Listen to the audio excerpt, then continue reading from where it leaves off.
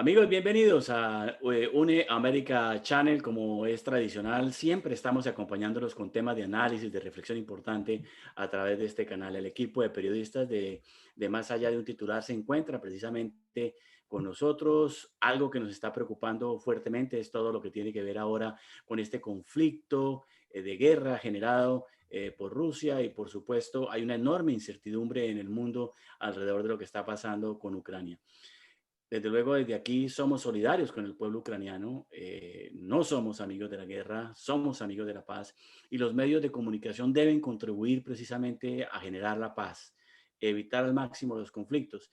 Pero los temas de noticias se dan y hay que analizarlos en el contexto histórico, en el contexto social, en el contexto de la geopolítica referencial, todo lo que está aconteciendo hoy en el mundo. El presidente Biden en las últimas 24 horas, en su primer discurso a la nación americana, demoró más de 20 minutos hablando sobre el conflicto de Ucrania con Rusia, el espaldarazo total que ha dado los Estados Unidos y las naciones europeas alrededor del pueblo ucraniano, la restricción del espacio aéreo a todo lo que tiene que ver con los aeronaves rusas, el controla el sistema financiero de los oligarcas rusos. En fin, hay una gran cantidad de medidas que se han venido tomando por parte de las naciones del mundo. Hoy, precisamente, en las Naciones Unidas se acaba de dar la resolución, una resolución no vinculante al proceso, en donde se condena abiertamente el ataque, la agresión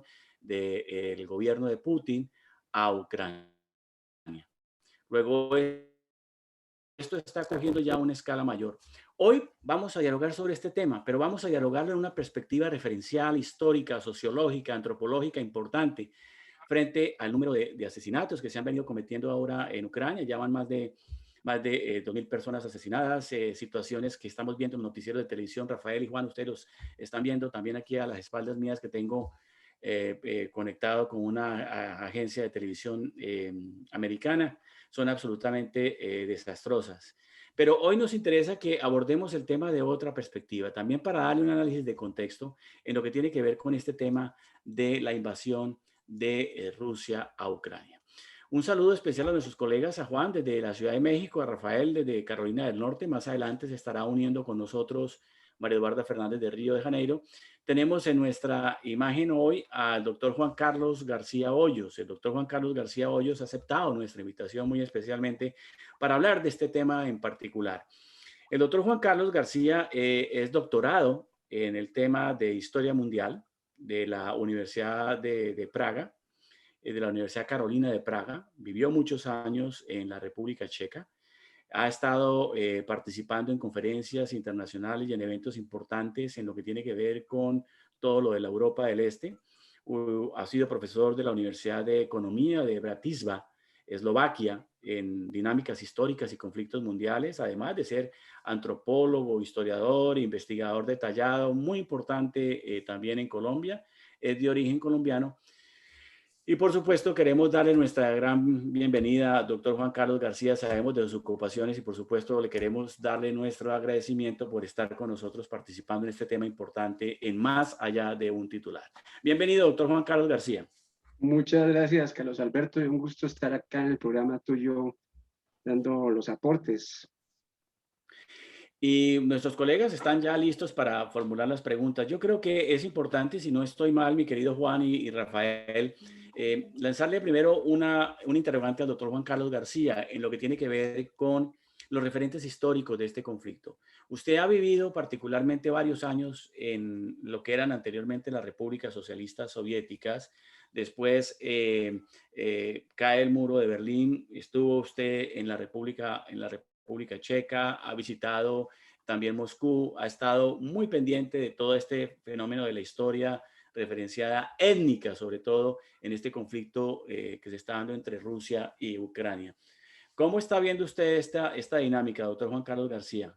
¿Qué lectura le hace? Pues, Carlos Alberto y demás colegas, puedo decir que estamos ante ante un asunto extremadamente delicado respecto a que la historia de Rusia y de su vecino conducen desde el propio año 800 hasta la actualidad, a una historia de odios y de amores, porque ciertamente lo que se denomina como la rusificación surge y emerge en la actual Ucrania. Y a partir del año 800 hasta la actualidad, vamos a estar viendo unas características muy definidas respecto a digamos, el apego y el desapego que ha habido entre estas dos naciones, que siempre han estado en muy mancomunados acuerdos en algunas épocas de la historia, pero en otras han estado como, digamos, totalmente desvinculados de la historicidad que como pueblo debería ser conducente a una mayor armonía. Pero en realidad esto no se da porque yo quisiera recordar algo que hoy le dijo una muchacha, perdón, ayer le dijo una muchacha al primer ministro británico, le dijo una ucraniana, le dijo, mire, nosotros los ucranianos sabemos que Occidente le tiene miedo a Rusia. No es que ustedes estén atisbando recursos para ver cómo van a poder mediar ante este asunto. Es que nuestra historia nos determina que ustedes, los de Occidente, le tienen miedo a Rusia. Esas no fueron palabras banales, no fueron sueltas por la rabia de una ciudadana. Es por algo que quisiera, en la medida del programa, profundizar en términos culturales y políticos, por qué una ciudadana ucraniana le dice eso ayer al primer ministro de Gran Bretaña. Ajá. Pero mire, usted toma un punto importante y es lo que usted mencionaba ahora de odios y amores en esa historia referencial que estamos dando. Sí. Étnicamente, ¿cómo se lee eso? Porque el pueblo ucraniano en su gran mayoría habla ruso, provienen de familias rusas y por supuesto eso hace que exista en esa frontera una frontera activa, una frontera viva anteriormente. No sé si eso se está dando, si en la historia se dio o no se dio, en fin, ¿cómo mira usted ese tema en esa perspectiva? Bueno, recordemos hacia el año 800, si es necesario remitirme hasta esa época, el año 800, desde el Báltico hasta lo que vemos como el Mar Negro, en lo que hoy es Kiev y gran parte de Ucrania, llegan lo que se denominan los eslavos orientales. Recordemos que la palabra eslava es la que le dieron los romanos a los esclavos de esa zona de Europa. Por eso se utiliza el eslavo como determinante. Y llegan los eslavos de Oriente, se ubican en el año 800 en lo que hoy conocemos como Ucrania, y al mismo tiempo ascienden desde el Báltico los denominados vikingos. Y hay un vikingo en particular de un pueblo llamado Rur, que se localiza en lo que hoy es Kiev y empieza a pugnar contra aquellos, digamos, una especie de Cristobalito Colón, que llega ahí y los aborígenes en ese momento eran los eslavos que venían de la región de Occidente después de haber, Occidente después de haber huido del Imperio Romano. Entonces, ¿qué sucede? Que a partir de ese momento es Ucrania quien empieza a generar, llámale, proyectos de civilización al resto de Asia y de la zona de lo que hoy conocemos como Rusia. Para entonces Kiev, que empieza a concretarse hasta el año 1200 como la gran ciudad de la que vendría a ser la rusificación, Moscú viene tan solo 400 años después a considerarse como una zona importante luego del ataque de los tártaros y una serie de invasiones que de los mongoles. Cuando llegamos al año 1200, emerge Moscú, pero saben que hay una historicidad que proviene de la actual Ucrania. Y a partir del año 1200 hasta la actualidad, poco a poco, es Rusia, es Moscú quien empieza a derimir en los grandes proyectos históricos de lo que conocemos hoy como la Rusia actual. ¿Qué sucede? Que vamos a mirar en el año 1600, 1700, 1800, dependiendo de quien estuviera en el mandato imperial ruso, y vamos a ver que siempre a Ucrania lo tienen como una ubicación geográfica básica e importante para llegar a lo que es Occidente. Cuando tú haces la pregunta del idioma, hay una diferenciación, digamos, ellos hablan el ruso, pero en realidad no solo en Ucrania, sino en muchos de los estados que antiguamente que conocimos como de la cuestión socialista, tanto Estonia, Letonia, Lituania, bueno, tantos países que hay allí, hay ciertas discrepancias lingüísticas que han generado, que desde el año 1200 se fueron de pronto acentuando en algunas de estas regiones. Es que uno piensa que todo aquello es completamente símil en sus tendencias culturales y políticas, y hay un gran problema de Occidente. Sucede que eso no es así, porque es que Rusia hay que verlo más como una gran unión de países que de estados, ¿sí? Entonces, ¿qué pasa? Que tú estás en Ucrania, estando en Ucrania, haces el salto hacia lo que es Rusia y te vas a dar cuenta que hay unas, pero garrafales diferenciaciones sociales, culturales, gastronómicas, artísticas, musicales, y en el mismo lenguaje, en el mismo ruso que se habla, llamémoslo así, allá ellos dicen que ellos no hablan ruso, ellos dicen que hablan ucraniano, ¿sí? Y es bien interesante ver que eso se ve en otros países cerca a circunvecinos. Entonces, yo creo que lo más hábil para ver la problemática actual, desde dónde emerge, es básicamente hay que mirar detenidamente qué fue el bloque socialista a partir de 1922, cuando Lenin establece y decreta el sistema comunista, porque lo decreta con 3 países. Y acá tenemos que argumentar el papel de Bielorrusia. Porque Rafael. ¿Qué? Sí, Rafael, adelante. No, es para reafirmar lo que dice el profesor. El Rus de Kiev fue el origen de todo el asunto que nos trae al problema de hoy en día. Yo quisiera preguntarle una cosa breve al profesor, y es cómo en la República Checa o en Checoslovaquia se recuerda la primavera de Praga del 68. Esa pregunta está muy interesante porque, mira, en 1968, cuando empieza el proceso de esa revolución tan famosa, Checoslovaquia no estaba en contravía de los dictados socialistas, sino que ellos denominan un comunismo a lo checo. Es decir, realmente no estaban divergiendo mucho respecto a lo del Politburó desde Moscú, pero querían era chequizar la revolución, contrario a lo que hubo en otros años antes, por ejemplo en Hungría, donde sí, por ejemplo, fueron más radicales y decir, no, ya queremos ese otro sistema. No, realmente en Checoslovaquia fue más como dorar la píldora hacia el lado de darle un sentido más nacionalista del mismo comunismo.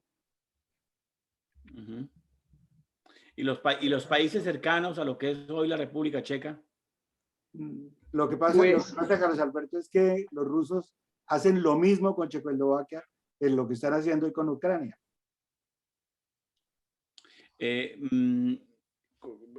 Juan está todavía con nosotros.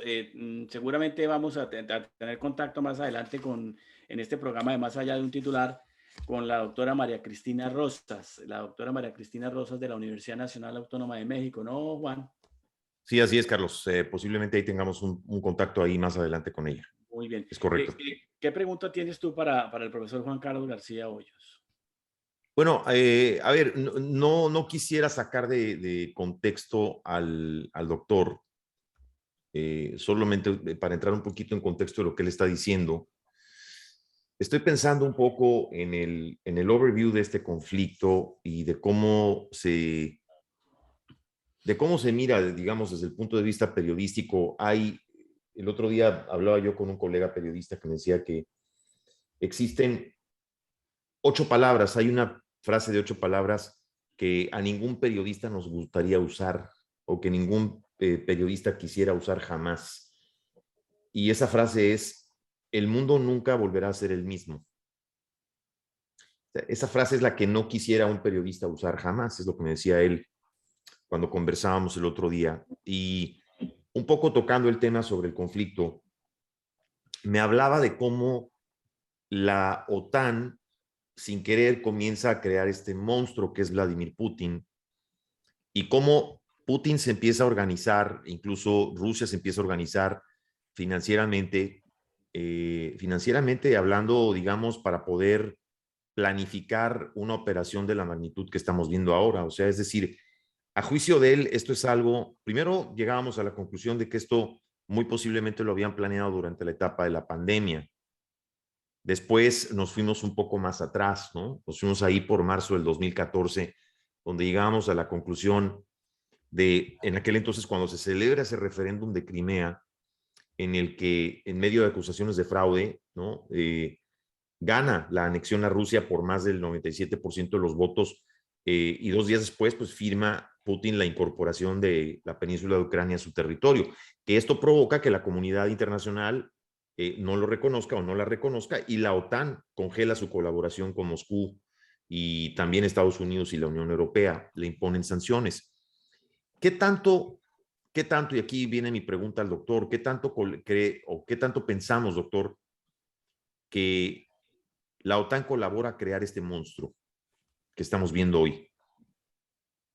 Sí, es interesante porque es que la OTAN empieza a reaccionar partiendo de que no funcionó el Pacto de Varsovia, que aún así debió haber podido continuar después del desquebrajamiento del comunismo.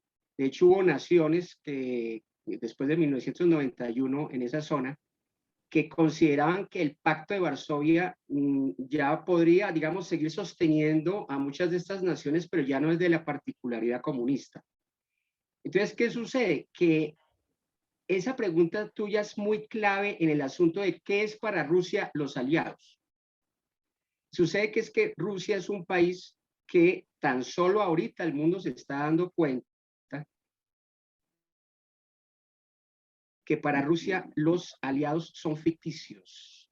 Es decir, es cuando fue la famosa cortina de hierro, nunca los rusos realmente asumieron a sus vecinos como aliados en un proyecto mancomunado en lo que fuese más allá de lo político. Y por qué viene realmente a caerse todo este proceso después de allá de la creación del comunismo y que viene a emerger con las problemáticas actuales, es de que cuando yo estuve allá durante esos años, si hay algo que yo aprendí, fue algo que me decían permanentemente las personas desde Checoslovaquia hasta Hungría, Bulgaria y todos esos países. Eran totalmente, lo decían permanentemente, es que se metió el comunismo con la cultura. Okay, es decir, correcto. Cuando tú te metes con la cultura, yo siempre como una estrategia de penetración, digamos. Yo siempre pongo un ejemplo. Por ejemplo, si en 1959, el 1 de enero, en Cuba, Fidel Castro hubiera dicho, a partir del día de hoy se prohíbe el son cubano, lo tumban. Lo tumban. O sea, yo sé, cuando los políticos y la esencia política se mete con la cultura, pierde. ¿Qué pasó?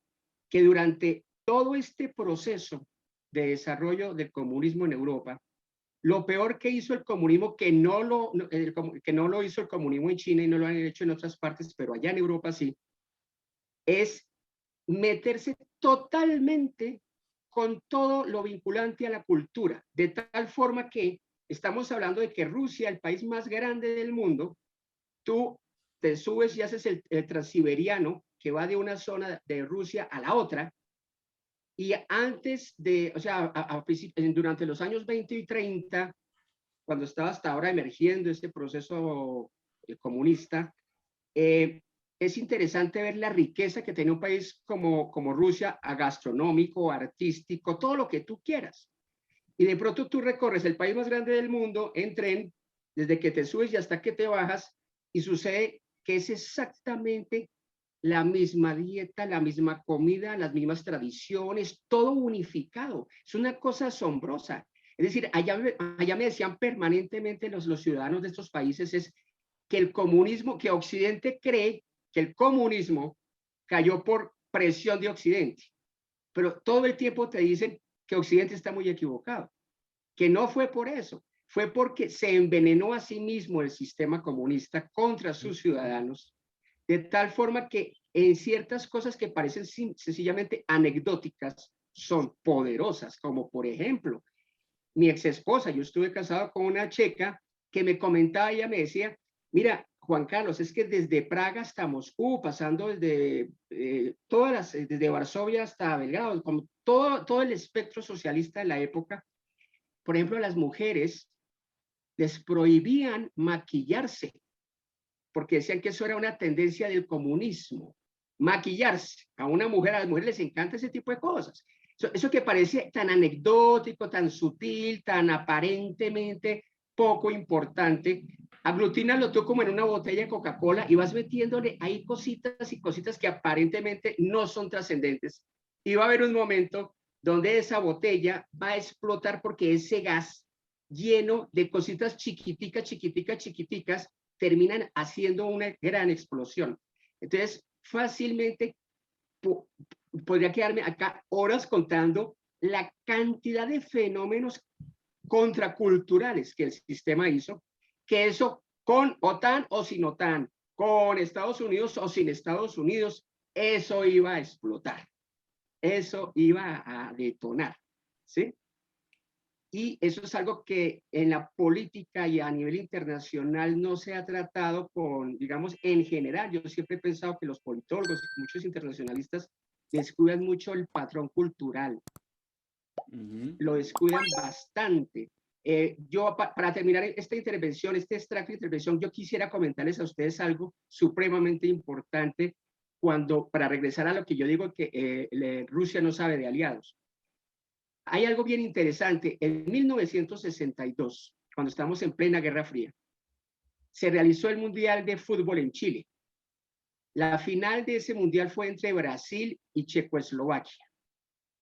En ese momento se encontraba el presidente Kennedy en el poder. Y McNamara, que era su asesor de consejero principal, tuvieron una conversación entre ellos dos diciéndose que veían un poco, aunque Estados Unidos nunca ha sido un país futbolero, saben de la importancia del fútbol a nivel mundial. Y se reunieron para percatarse que era muy peligroso en términos políticos y de influencia que Checoslovaquia ganara el mundial. Entonces se comunicaron con el director de la FIFA de esa época, que vino después de Julius Rimet, un suizo que ahorita no recuerdo el nombre en este momento, y McNamara le llamó y le dice, mire, nos preocupa mucho que ese mundial lo gane Checoslovaquia, porque es de la órbita comunista. ¿A usted qué se le ocurre? Y adivinen qué hizo.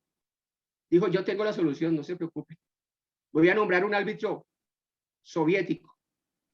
¿Cómo así que va a nombrar usted a un árbitro soviético? ¿Cómo así? Wow. Dijo, voy a nombrar un árbitro soviético y solucionado. Entonces Kennedy le dice a McNamara, oiga, pero este personaje está loco. Precisamente queremos es que pierda Checoslovaquia. Y el presidente Kennedy le hizo una segunda llamada, ya fue el presidente, no McNamara. Y le dice, ¿usted cómo va a colocar allí a un árbitro soviético? Y este suizo le dice, mire, hay que entender la historia de Rusia y de los países socialistas.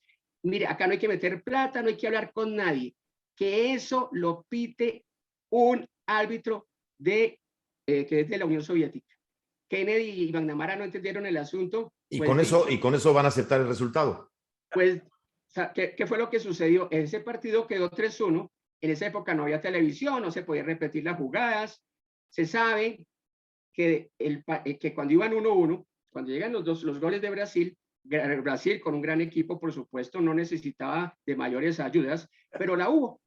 Y se sabe perfectamente que el segundo gol que hubo fue un gol en línea y el tercer gol fue un gol que era completamente inválido a los ojos de cualquier reglamento de cualquier época. Y Kennedy viene a darse cuenta de que esto fue fantástico y le dice al director de la FIFA, pero usted ¿cómo se la imaginó? ¿Cómo fue que visionó eso? Y él dijo, quien conozca la historia de Rusia entenderá que ahorita, él decía en ese momento, para la órbita socialista en la que vivimos, Rusia no conoce ni sabe de aliados, porque nunca va a permitir que un país satélite de la Unión Soviética sea campeón mundial. O es campeón mundial Rusia o no lo es ninguno, pero no iba a permitir que Checoslovaquia fuese a ser superior en fútbol que la Unión Soviética.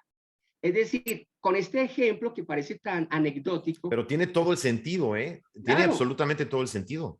exacto. Entonces, ¿qué sucede? Que esto que acabo de comentar, que realmente tiene una gran profundidad cultural, como lo es el mismo deporte, nos demuestra la visión y la perspectiva como el gobierno ruso desde Moscú ha manejado siempre sus líneas. Y ya para terminar, algo muy importante y algo tan vigente, porque Rusia está ahorita en problemas cuando va al Comité Olímpico Internacional a las competencias, que no va como Rusia, sino como Comité Olímpico, como pasó ahorita en las justas de China en invierno. Claro. Ustedes se van a dar cuenta de cuando se ponen, hacen ustedes un análisis de desde qué momento le dicen a Rusia que ya no puede participar como país. Entonces viene el problema de que hubo doping, pero a que no adivinan. El doping de Rusia fue más que todo en las competencias donde tenía que competir contra Ucrania, es decir, contra los antiguos países que hacían parte de la Unión Soviética, y por ejemplo, Rusia sabe que ya Ucrania también es potencia en gimnasia olímpica, en pesas, en una gran cantidad de deportes en los que originalmente eran potencia como contexto de la Unión Soviética. Y, oh sorpresa, que dice uno, oiga, es que los rusos hicieron doping no para ganarle al americano, no para ganarle al europeo de Occidente, sino para ganarle a los mismos vecinos, porque Rusia nunca va a permitir, inclusive desaparecido el asunto soviético, de que los vecinos le ganen, siendo aún así tan asociados en lengua, en historia, en todo aquello. Entonces, yo no dudo para nada de que este señor Putin llegue a consecuencias aún más terribles de las que nos imaginamos.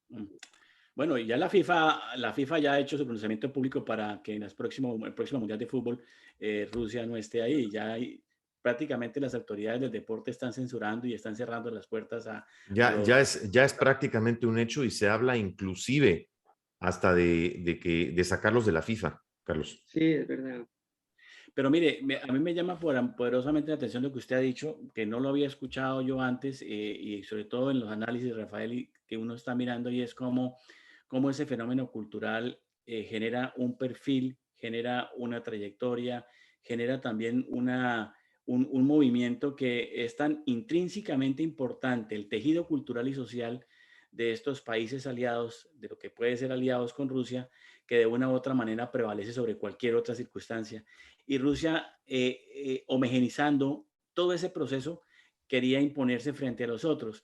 Y es un problema también de mentalidad. ¿Cuál es el alma? ¿Cuál es el alma del ruso hoy en día? Hablando en términos de características culturales, ¿cuál es ese alma del ruso común y corriente, del ruso que está allá, del ruso que vive, del ruso que soportó todo el tema de la guerra, que en su historia familiar, con sus enlaces muy fuertes de vínculos religiosos, ortodoxos, judíos y demás? ¿Cómo lo mira usted? Pues me parece pregunta muy pertinente, porque yo considero que es una cultura amnésica. Es decir, como que la misma gente no se percatara de la riqueza cultural que durante grandes periodos de la historia ha tenido su propio país. Entonces, ¿qué pasa? De que uno ve, tu pregunta es tan pertinente que uno ve, por ejemplo, dentro de la cultura rusa, actitudes y acciones como la siguiente, y es que, y en las que me hacía mucha mención básicamente también mi esposa, porque ella viajaba permanentemente a Rusia, y es increíble ver que, yo no sé, en Estados Unidos eso creo que sería impensable, o en Europa, que de pronto si uno ve a las personas en la calle totalmente congeladas, paradas, pues uno no se va a imaginar que de pronto ese ruso que está en Moscú parado ya está muerto, ya está muerto. Es increíble ver que en las calles de Moscú se ven personas muertas por el frío del invierno, y la gente no le importa, la gente no le importa, la gente da la vueltita así, es decir, es increíble ver que es uno de esos países donde se pueden ver personas que murieron por algún problema viral o por lo que sea, y por ciertamente lo de la pandemia. Si ustedes se ponen a mirar un registro a nivel mundial de la información de Rusia, y va a ser de las más pobres del mundo en cuanto a estadísticas e información, porque no se publica realmente, no se publica. Es decir, Rusia siempre ha sido un país muy característico en callar, en solapar, y el ruso como tal, más a tu pregunta, Carlos Alberto. Es solapado. Es solapado, exactamente, es solapado, y es increíble porque inclusive yo hablando con rusos, era chistosísimo que pareciese que yo estuviera recordándoles la propia historia a ellos.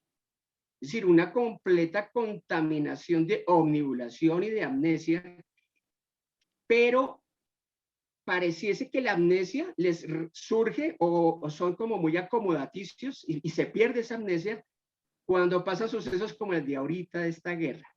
Resulta que han hablado que dice que hasta de 6.000 detenidos en los últimos días en Moscú por manifestaciones. Pero yo puedo decirles a ustedes una cosa, hubo el doble tan solo el segundo día cuando se quiso hacer los ataques a Chechenia hace 15, 16 años. ¿Sí?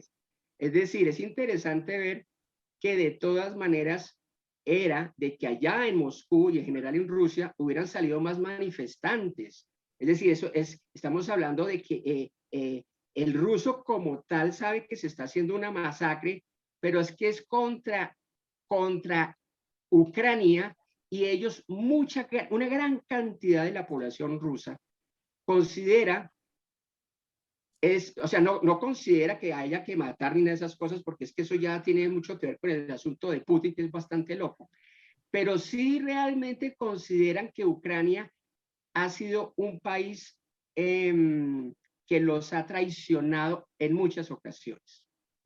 Entonces, por ejemplo, cuando se funda el sistema comunista en 1922, que son Bielorrusia, Ucrania y Rusia, quienes configuran lo que viene a ser luego el gran asunto de la Unión Soviética.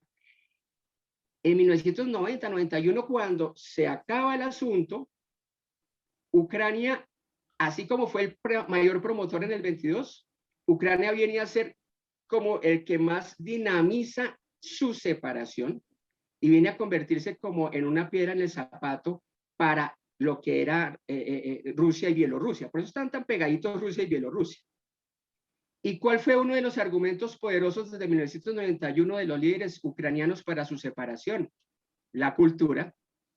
Decían que ellos realmente no estaban muy acorde con lo que el mismo comunismo había hecho y que ellos mismos promocionaron en cuanto a que había decaído realmente las construcciones arquetípicas, étnicas y poblacionales.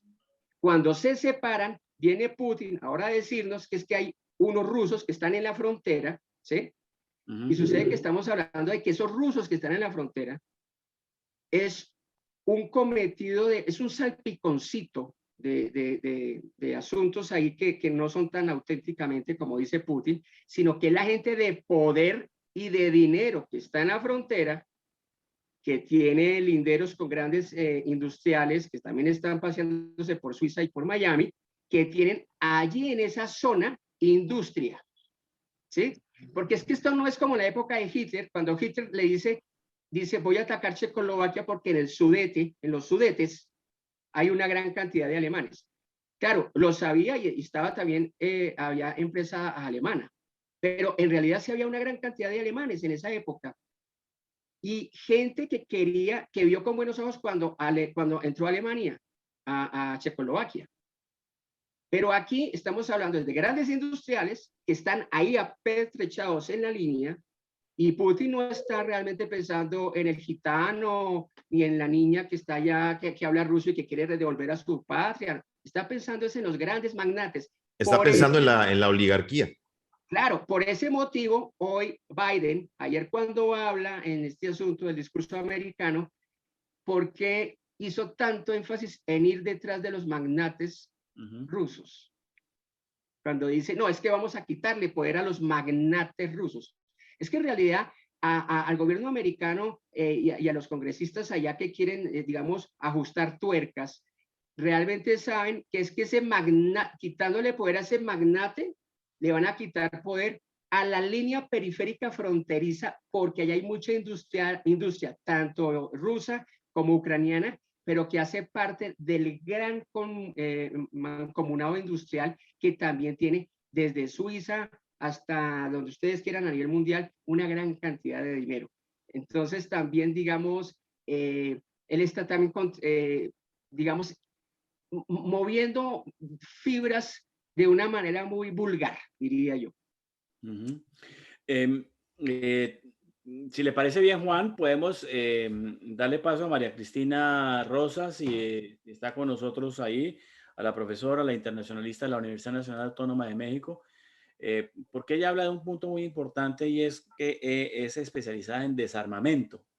Ahora, cuando todo el mundo se está armando, con esta crisis actual de la Ucrania, con Rusia y demás, ya la OTAN y los países afiliados a esta organización de defensa empezaron ya a replantear sus presupuestos internos para armarse y establecer una mejor tecnología y todo un proceso que viene alrededor del tema del armamento. ¿Cómo se entiende eso, Juan? ¿Qué dice nuestra Fíjate que María Cristina Rosas? aquí hay algo que le preguntamos a la doctora María Cristina Rosas que me pareció interesante, que tiene que ver precisamente con lo que habla el doctor Juan Carlos, que es acerca de las sanciones. Vamos, si quieres, escucharla y Perfecto. comentamos el tema, porque está hablando precisamente del tema de las sanciones. Ok. Bueno, respecto a las negociaciones, será un proceso largo, porque las negociaciones corren en paralelo con el desarrollo de las hostilidades entre Rusia y Ucrania. En 24 horas Rusia fue capaz de llegar hasta las puertas de Kiev. Ahí en Kiev es donde ha encontrado resistencia y, por supuesto, estamos en un punto donde Occidente está apoyando, no con soldados, no, Occidente no va a entrar a defender a Ucrania porque esto desataría una guerra de proporciones bíblicas, pero lo que sí están haciendo es enviar armas y diversos apoyos al gobierno de Zelensky. Dicho esto, pues estamos pensando en un escenario de una guerra que se puede prolongar. Putin había apostado a una guerra rápida, había apostado a la falta de pericia del presidente de Ucrania, un presidente que sabemos no es político, él es cómico, él tenía un programa de televisión, él se postuló a la presidencia y la gente votó por él porque de los 5 presidentes que le antecedieron, todos son corruptos, todos son rateros, todos tienen harta a la población, entonces votaron por Zelensky con la esperanza de que al no ser político él, las cosas cambiarían.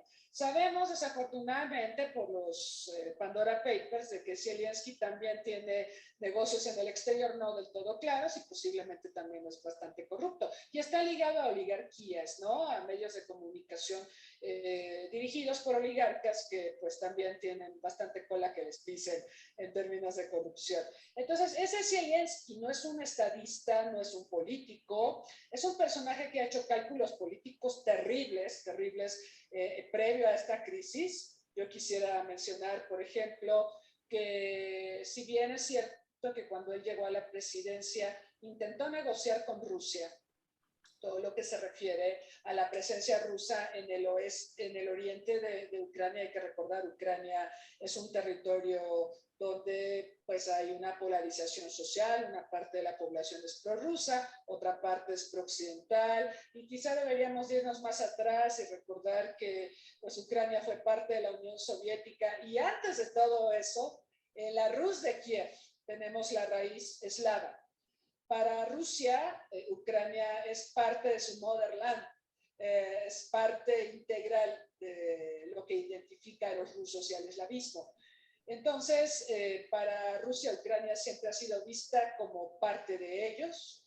En la desintegración de la Unión Soviética, Ucrania proclamó su independencia en el 91, pero desde su independencia hasta ahora, estamos hablando de 30 años, un país relativamente joven, contando a partir del fin de la URSS.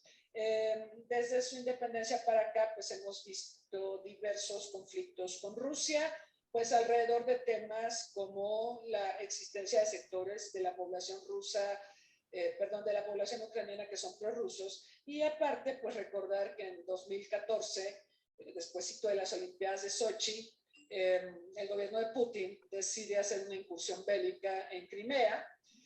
Primero pues organizó un referéndum y luego pues se anexó Crimea y Sebastopol e inició una incursión bélica a la región de Donbass, muy importante porque ha sido, digamos, la manzana de la discordia y ha sido un elemento toral en la crisis que actualmente está viviendo Ucrania.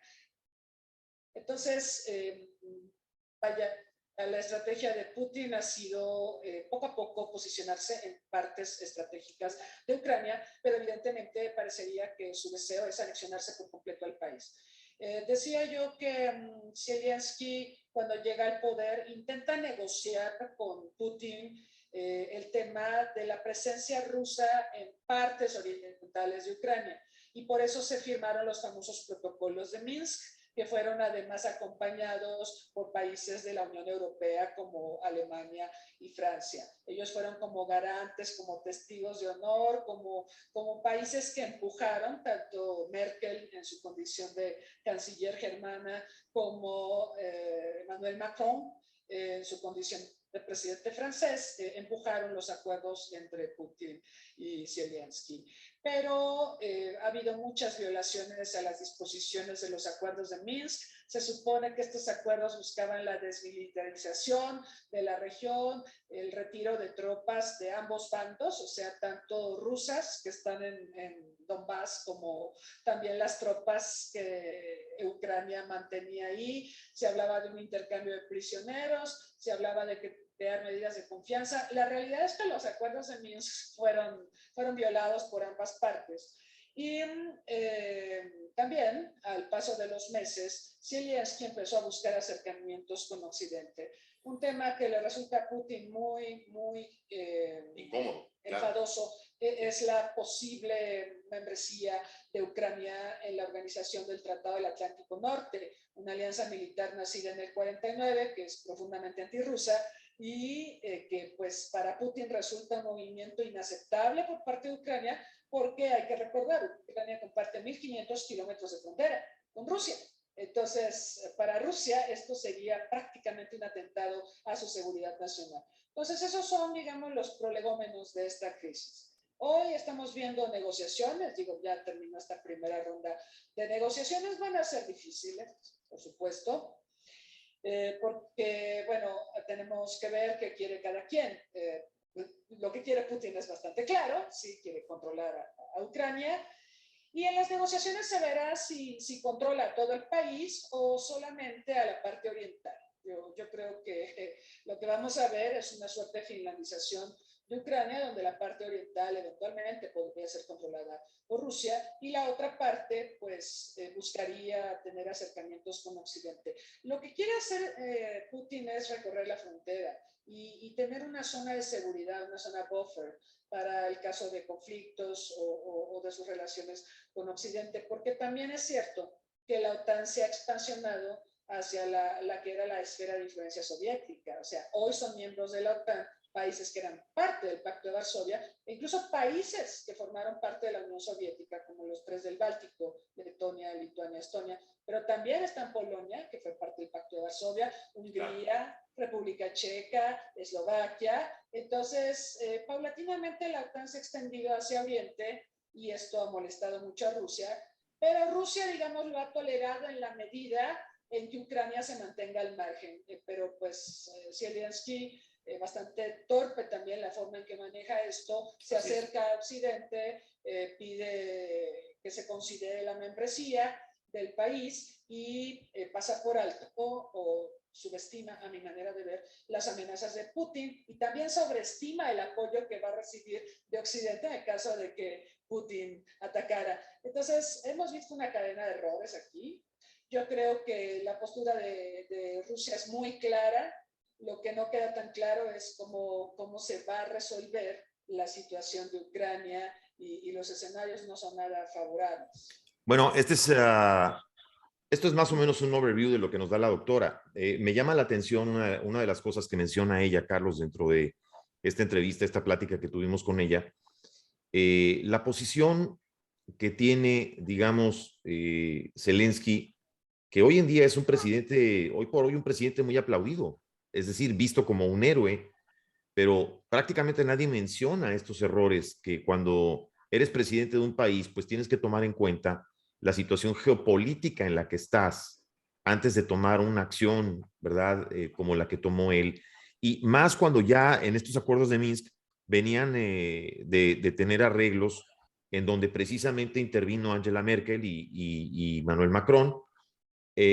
Obviamente no se respetan estos acuerdos. Me llama la atención algo que también conversamos, difícil negociación porque en una negociación de este calibre, lo primero que se tiene que pedir es el alto al fuego, y en este caso Rusia no acepta el alto al fuego, y entonces eso hace más difícil la negociación. Y tercer punto que consideré bastante interesante es la presencia de Angela Merkel. Hoy en día la Unión Europea, y no sé si está de acuerdo conmigo el doctor Juan Carlos, no tiene un estadista de la estatura de Angela Merkel. Hay que considerar que Angela Merkel, además de tener una muy buena relación con Putin, que dicho sea de paso, Angela Merkel habla ruso perfectamente. Además, Putin habla alemán, ¿verdad? Como buena gente de la KGB, él habla alemán. Y ambos tenían una relación muy buena. Yo pienso que un factor interesante hubiese sido tener la figura de una Angela Merkel, que en cierta manera ha intentado Emmanuel Macron tratar de ocuparla, pero Macron no tiene esa estatura, es un presidente ya tremendamente impopular en su país, tiene muchas dificultades, entonces sí, creo que faltan figuras de peso para poder recalibrar lo que estamos viviendo. Eso es a grosso modo parte de lo que conversé con la doctora, y no sé si el doctor Juan Carlos quiera darnos alguna opinión, algún contexto. Pues Juan, estoy completamente de acuerdo contigo y voy más allá, no solo Merkel. ¿Por qué Putin está tan avesado y se cree, digamos, hay una gran arrogancia en su actitud? Porque es que él está viendo también el contexto geopolítico mundial y estamos ausentes a nivel planetario de líderes, de grandes líderes. Es decir, Putin se ve a sí mismo como el único líder que hay, porque es que finalmente también ha sido un desastre las actitudes del gobierno americano y Biden, pues en realidad veo es a otro senador. Yo no he visto al presidente, sino otra, como si fuese sencillamente un senador que está ahí en la Casa Blanca. De hecho, cuando le preguntaron al presidente de Estados Unidos ayer que si consideraba que había que determinar que Putin estaba haciendo crímenes de guerra, y Biden dijo que hasta allá él no consideraba el asunto, que no había que ir como tan hasta allá. Y sucede que cuando esta persona que le dice al ministro de Gran Bretaña, es que ustedes le tienen miedo a Rusia, es porque finalmente los ucranianos, el de a pie, el que está ahorita ya tratando en una ventana con una pistolita tratando de hacer algo, sabe que de todas maneras el asunto va a que el mundo, como lo puede ver una ucraniana, en el mundo no hay grandes figuras que le hagan contrapeso a Putin. No existe, no hay. En cambio, uno mira como en la Segunda Guerra Mundial, cada país tenía grandes líderes en ese momento. Era algo asombroso. O inclusive en la época de Gorbachev, pues vamos que de todas maneras, pues George Bush tenía una gran padre, George Bush padre, y Helmut Kohl en Alemania. O sea, uno veía grandes figuras. Pero es que en la actualidad, y Putin se la cree.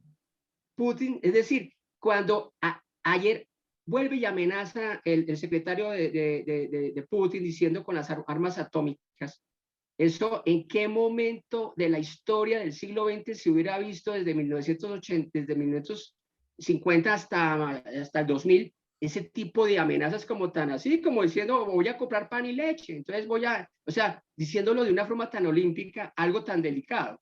Entonces, ¿qué sucede? Que ni siquiera en el mundo, en los últimos 2 o 3 días, uno encuentra que haya un mancomunado de líderes que realmente hasta digan, hombre, no se ponga con esas idioteces a decir semejantes ridiculeces. Entonces Putin Putin se siente realmente único. Y tienes toda la razón, Juan. Merkel, no solo, qué maravilla para las mujeres, el orgullo de tremenda dama y tremenda líder, sino que con Merkel, desde mi perspectiva, con su ida, el planeta quedó ausente de líderes. Rafael.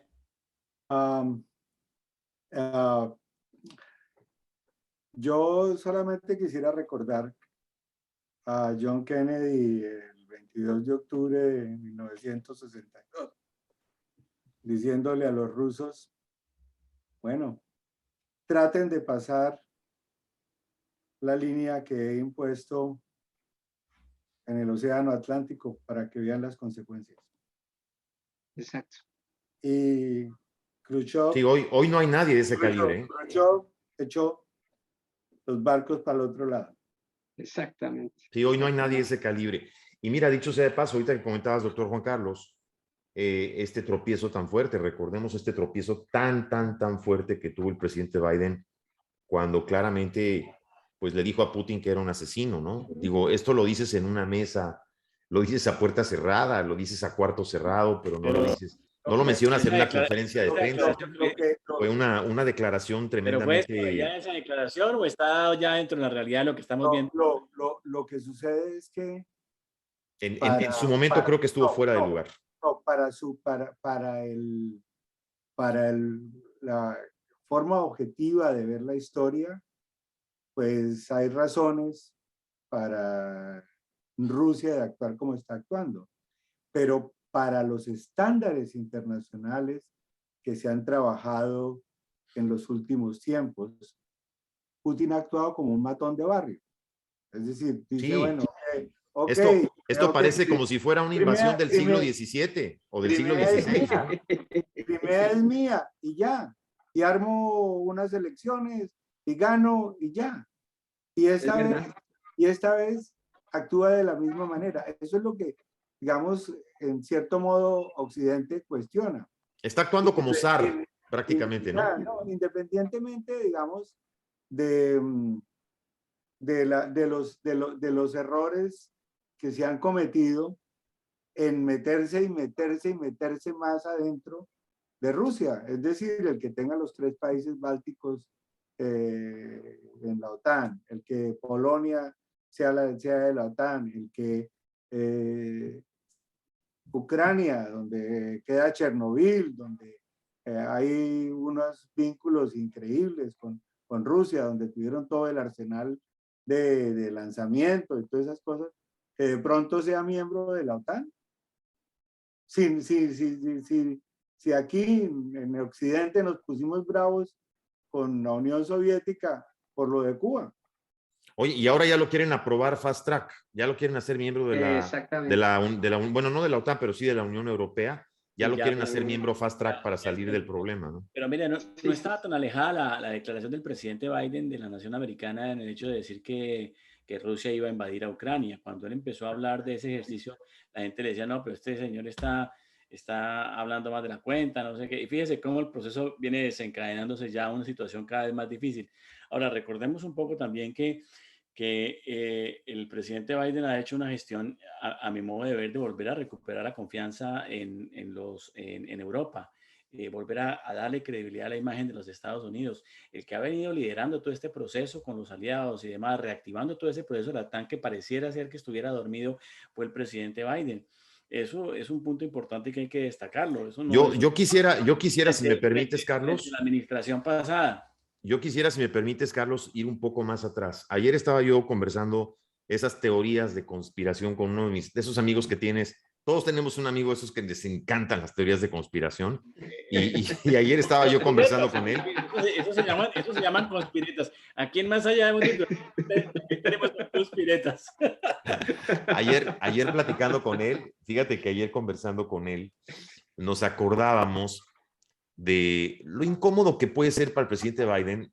Todos recordamos hace unos pocos años atrás cuando el expresidente Trump le llama precisamente a Zelensky para pedirle los antecedentes del hijo de Joe Biden, ¿no? Entonces lo incómodo que le resulta al presidente Joe Biden que obviamente tener que defender, ¿verdad?, al hombre que estuvo hablando anteriormente con el presidente Trump, dándole antecedentes de su hijo. Por otro lado, me llama la atención y me despierta mucho la curiosidad todo esto que se habló de la incidencia rusa en las elecciones anteriores cuando ganó Donald Trump la presidencia en los Estados Unidos. Y cuando empiezas a hilvanar todo este proceso y empiezas a hilvanar un punto con otro y dices, bueno, a ver, ¿qué fue lo que, a ver, si Rusia interviene para que Trump gane, ¿qué fue lo que Trump hizo? Trump sale de la Unión Europea, sale de los tratados del Atlántico, perdón, sale de los acuerdos de París, pierde hegemonía ante la Unión Europea, se pelea con países de la Unión Europea, se pelea con Alemania, se pelea con Francia, tiene desacuerdos con diferentes países, se pelea con China, y entonces Estados Unidos pierde hegemonía durante su mandato a nivel mundial, y luego vamos un poco más allá. Ahora que le estamos dando vuelta a la tortilla, cuando vemos cómo Estados Unidos pierde presencia a nivel mundial durante ese periodo, ¿qué es lo que pasa con Rusia y qué es lo que pasa con China? Todo lo contrario.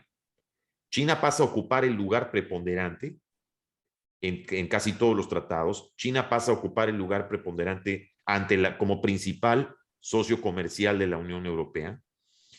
Y ahora que le venimos a dar vuelta al cake o al queque o a la tortilla, me sorprende ver a un líder o a un presidente de los Estados Unidos, un expresidente de los Estados Unidos, que viendo todo lo que estamos viendo que sucede, y no estoy hablando del presidente Biden, hablo del presidente Trump, que todavía alabe a Putin. A Putin. Entonces, Bueno, porque, de pronto yo me quedo pensando y digo, oye, claro, ¿hasta dónde todas esas teorías de la conspiración pues son ciertas y hasta dónde no? Porque yo no puedo entender a un presidente de Estados Unidos que alabe a quien está invadiendo, matando a la gente. matando gente, pero además invadiendo a otro país, un país soberano, demócrata, y que todavía encima de todo diga, qué buena idea, ¿por qué no hacemos lo mismo con México? Sí. Pero eso tiene una respuesta sencilla y es la lógica del poder económico. Seguramente Exacto. el presidente Trump estaba ya sus aliados o de oligarquía rusa montando ya los negocios allá. Con perdón, ¿O qué piensa usted? eso muestra la ignorancia, el ramplonismo, la falta de ser estadista, la falta de tener conocimientos del expresidente Trump. Pero lo más curioso, a ver, yo le quiero hacer una pregunta al doctor Juan Carlos, porque este amigo me decía, pero si Donald Trump estuviera en la presidencia, esto no hubiera sucedido. ¿Qué opina el doctor Juan Carlos de esto? Es que yo veo que el mundo actualmente ni siquiera, es decir, ¿en dónde está la ausencia de líderes y de presidentes? Es también buscando la respuesta de que estamos en un mundo de corporaciones. Es decir, ya los países los manejan son las corporaciones en gran parte. Entonces, ¿qué pasa? Que Donald Trump es una persona de corporaciones, de negocios. Y cuando él, aunque él hubiese tenido un mal desarrollo con la Unión Europea y que haya peleado con Raimundo y todo el mundo, de él nunca se quejaron las corporaciones ni los grandes empresarios. ¿Usted piensa que hubiera sido un factor determinante en este asunto, doctor? Sí, pero no por el liderazgo de Donald Trump, sino por lo que Donald Trump representa para beneficio de sus propias empresas y sus propios amigos multinacionales. Es decir, más allá de que algún republicano diga, no, es que si él estuviera en el poder, esto se hubiera evitado, pues que vengan y me lo digan de pronto de George Bush padre, que era un republicano líder, pero que me lo digan de Donald Trump, que es un personaje que solamente está ya vinculado con cuestiones netamente económicas y comerciales, es porque sencillamente cuando él sale de la presidencia, pierden también caracterizaciones y poder hegemónico muchos de los grandes empresarios del mundo, en especial muchos de los que se encuentran en Ucrania. Es decir, detrás de todo este asunto, y por eso es que Biden hizo tanto énfasis en este discurso americano, es que aquellos amigos de la frontera ucraniano-rusa que son conocidos del señor Donald Trump, que manejan dinero en medio planeta, llega el presidente Biden, empieza, digamos, a conciliar la identidad americana respecto a lo que debe ser con los convenios y tratados, y ciertamente todo ese oligopolio, esa gran cantidad de empresarios empiezan a perder poder. ¿Y cómo deben recuperar poder estos empresarios? Pues partiendo de una recordación eterna desde el Imperio Romano.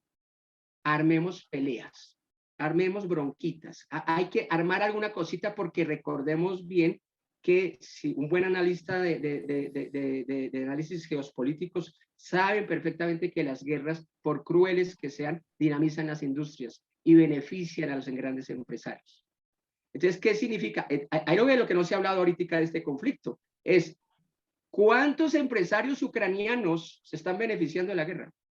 Pero bastantes, no tanto en números, sino en la cantidad del poder que tienen. Es decir, ahorita nos muestran de una manera romántica cómo los ucranianos se están defendiendo.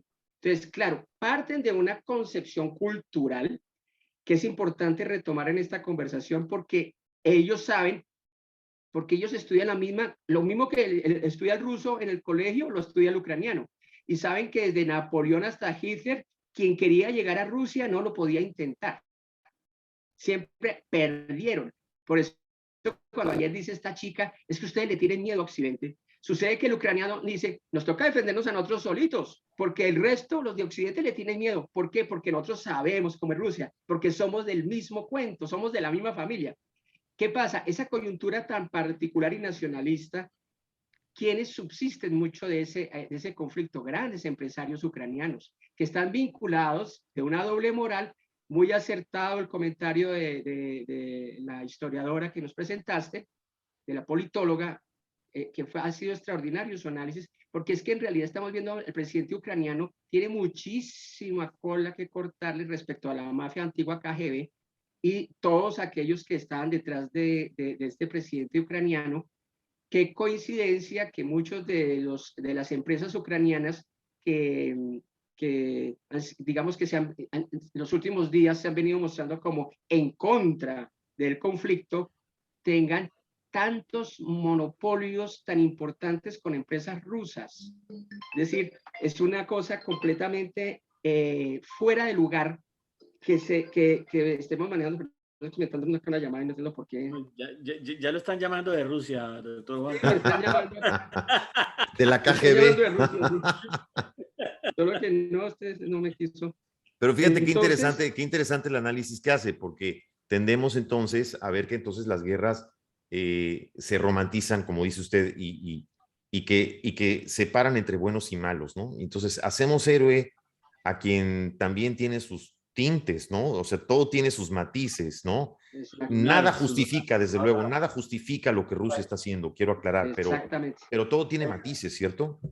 Habría que recordar la reunión esa que tuvieron Putin y Trump en Finlandia, cuando Trump llega y descalifica a todos sus organismos de inteligencia. Y dice, no, el que tiene, yo le creo a Putin.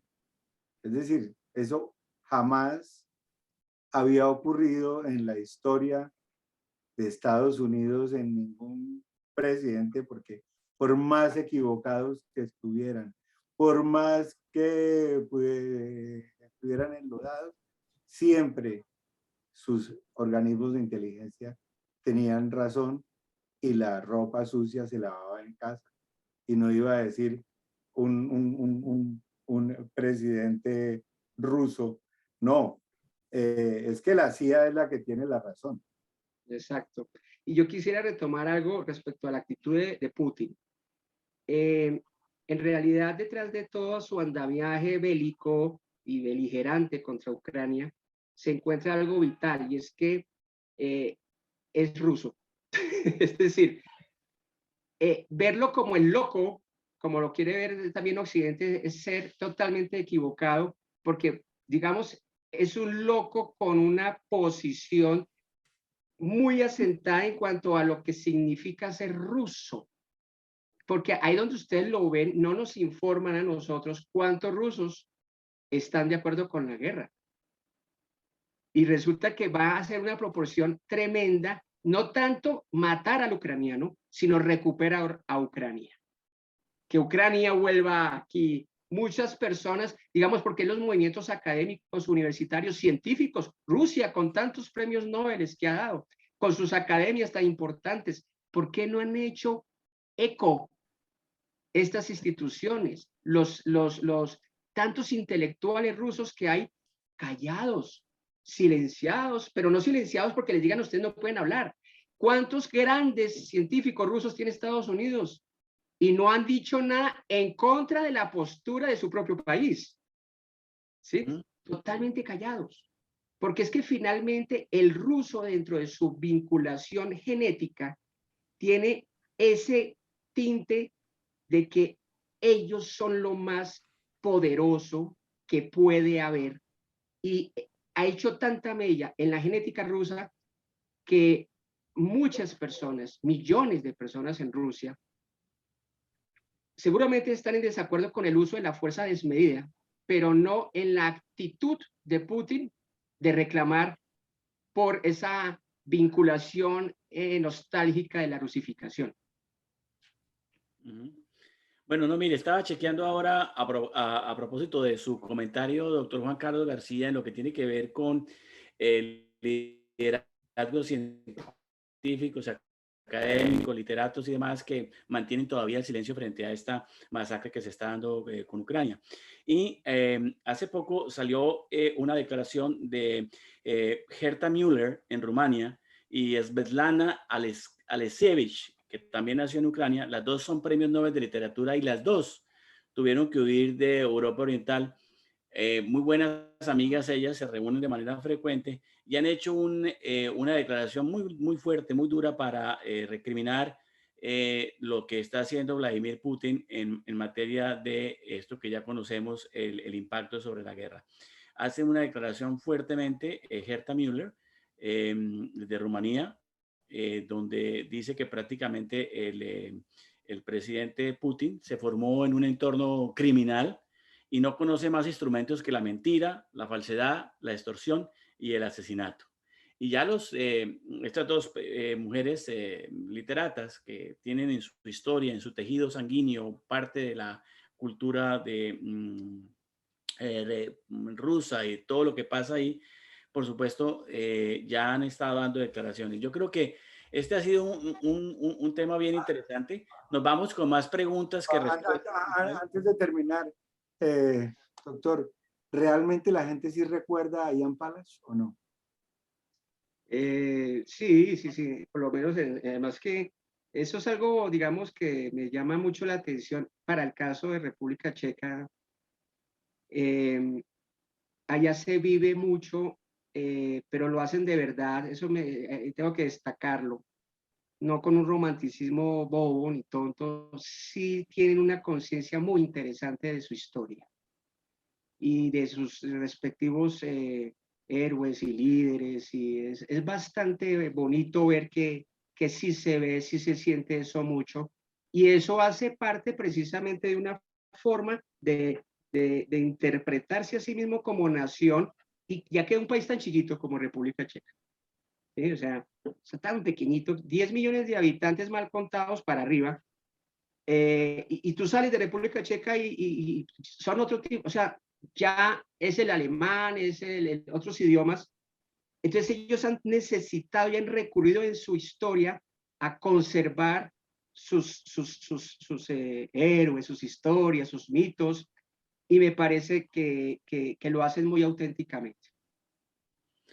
Gracias. Bueno, pues hemos llegado al final de este espacio de Más Allá de un Titular. Juan, Rafael, al doctor Juan Carlos García Hoyos Vélez, un saludo muy especial también porque sabemos que él está muy pendiente de las cosas, de lo que pasa con todo este tema de Rusia y Ucrania.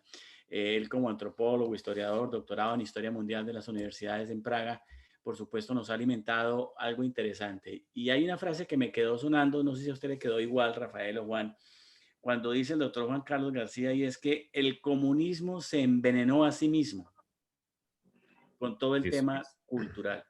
Vea, fíjese usted que esa categoría del comunismo se envenenó a sí mismo muestra realmente lo que se está viviendo en muchos de los países que están siendo impregnados por esta ideología comunista o personas de izquierda que de una u otra manera lo que buscan fundamentalmente es envenenarse a sí mismo.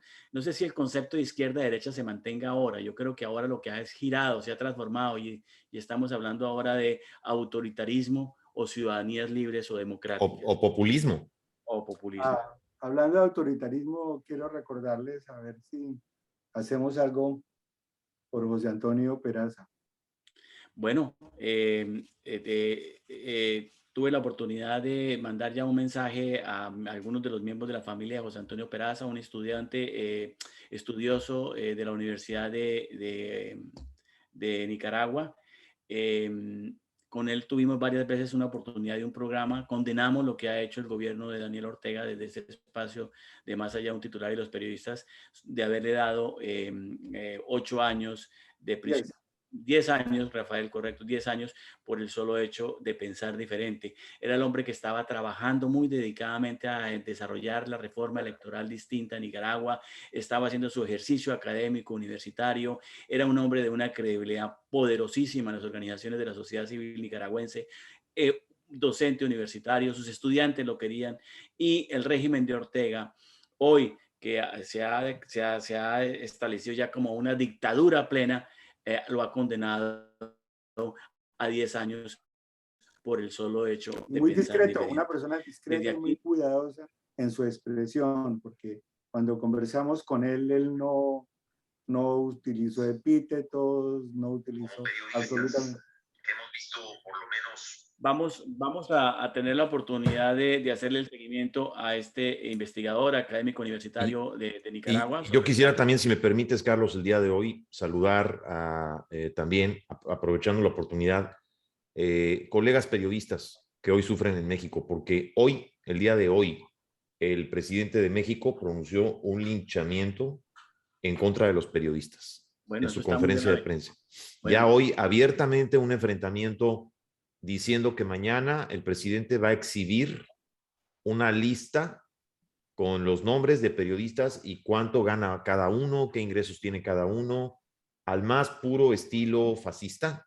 Y desde aquí quiero solidarizarme con los colegas periodistas de todo el mundo, por supuesto, pero particularmente los de mi país por lo que están sufriendo. Lamentamos ese hecho de lo que ha anunciado el presidente López Obrador en México frente al tema de los periodistas, que entre otras cosas México pasa a ser el primer país de América Latina en donde más se han matado y asesinado y violentado el derecho a la libertad de prensa y asesinado a periodistas. Muchos de los periodistas mexicanos están huyendo porque son perseguidos por el régimen del autoritarismo que se está dando de una manera de fantasma ahí en México. Algo está pasando ahí y la sociedad civil todavía silenciosa frente a este fenómeno de lo que se está viviendo en México. Igual pasa en Colombia, con la crudeza necesaria, hay que decirlo, los periodistas que antes estaban desarrollando su trabajo, su tarea importante, pasa Colombia también a un lugar destacado en términos de amenazas a la prensa, la lucha contra la libertad de prensa, el derecho de opinión pública, periodistas también asesinados, la impunidad reina en Colombia y la impunidad reina también en México. Pareciera que son dos países siameses, porque lo que se vive en corrupción en México, violencia en México, se vive también en Colombia. Fíjate, algo de lo que mencionaba el doctor Juan Carlos, la cúpula empresarial callada. Es decir, la gente de más dinero, la oligarquía en México, completa y absolutamente callada, estacionada en su zona de confort. Bueno, igual pasa con Colombia. No hay diferencias. Antes de que se cambiara el presidente de Estados Unidos, yo pertenecía a la basofia, como decía Trump, y como se hablaba de nosotros los periodistas y como nos ponía cada vez que venía a las manifestaciones y nos señalaba. Quisiera de pronto en el cierre hacer una apreciación bien interesante respecto a la importancia de la cultura y la vinculación con la política, porque no se aleja del caso con Putin. Harry Truman, en la Segunda Guerra Mundial, después de que ya pues estaban a punto de lanzar la bomba atómica, le dicen sus asesores, le dicen, bueno, pero señor Truman, ya hay que decidir, ¿la lanzamos o no? Y él dijo lo siguiente, más o menos, parafraseando, dijo, es que no entiendo cómo los japoneses no comprenden que deben rendirse después de que ya hemos atacado sus ciudades, hemos retomado sus islas y además Europa ya se rindió. Entonces dijo su asesor, es que ahí está el problema. Dijo, ¿en dónde? En la palabra que usted acaba de usar, señor presidente, rendirse. Dijo, ¿por qué? Y le dijo, ¿sabe algo, señor presidente? Es que Japón no conoce la palabra rendirse, no está en su vocabulario. Y dijo Truman, ¿cómo así?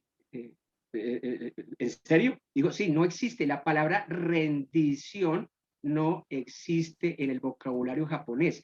Lo único que existe es retirada. Y eso es diferente y no se le puede pedir a los japoneses que se retiren de su país, porque viven ahí. Lo único que conocen es la palabra retirada. Entonces dijo Truman, no, esto está gravísimo. Y llamó a otros lingüistas y a otros antropólogos, gente que estaba por ahí. Dijo, venga, acá me están diciendo que ellos no conocen la palabra rendición. Efectivamente no la conocen porque el imperio japonés nunca ha perdido, sino se ha retirado. Entonces dijo Truman, bueno, habrá que enseñarles la palabra a la fuerza. Y entonces dio la orden de la bomba atómica. ¿Qué sucede? Que vamos a transitar por la génesis de la cultura rusa y realmente allá ellos tienen tan arraigadas tantas construcciones arquetípicas de su contenido sociológico que para nosotros acá allá desde Estados Unidos, desde Colombia, desde, no sé, Nicaragua, para cualquier país de acá de Occidente, la misma Europa, pues pareciese que el entendimiento debe ser universal. Y sucede que las cosas no son así. Bueno, fíjese, la resistencia cultural de Ucrania.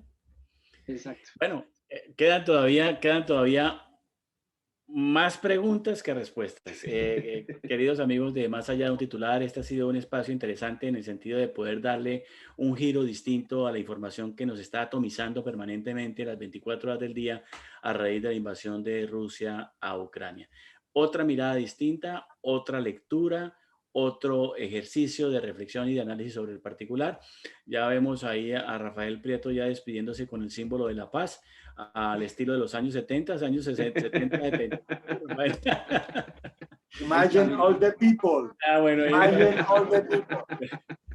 Seguimos entonces, amigos. Muchas gracias, doctor Juan Carlos García. Un gran abrazo. Lo esperamos próximamente en algunos de nuestros análisis también. Además, queremos hacerle la invitación. Usted lo reflexiona, lo piensa, para que, claro que sí, hombre, entre a formar parte del equipo de análisis que estamos, de investigadores y analistas que forman parte de UNE América Channel. ¿Acepta nuestra invitación, doctor Juan Carlos? Por supuesto, muchas gracias a ti y a Rafael y a Juan Shein. Pues qué maravilla interactuar con ustedes.